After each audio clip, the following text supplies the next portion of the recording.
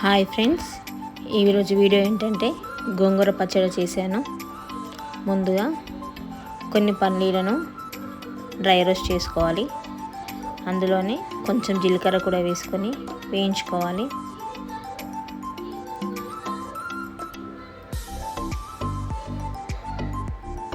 వేయించుకున్నవి mixie జార్లో వేసుకొని పక్కన పెట్టుకోవాలి. ఇప్పుడు కడాయిలో ఆయిల్ వేసి పచ్చిమిర్చి వేసి మంచిగా ఫ్రై చేసుకోవాలి. ఫ్రై అయిన తర్వాత అందులో గోంగూర వేసి ఫ్రై చేసుకోవాలి.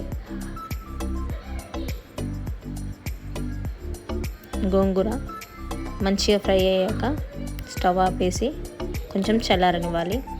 ఇప్పుడు మిక్సీ జార్లో పల్లీలు, జీలకర్ర, వెల్లుల్లి వేసి మిక్సీ పట్టుకోవాలి. ఇప్పుడు అందులో పచ్చిమిర్చి, కొంచెం కొత్తిమీర, కొంచెం సాల్ట్ వేసి మిక్సీ పట్టుకోవాలి.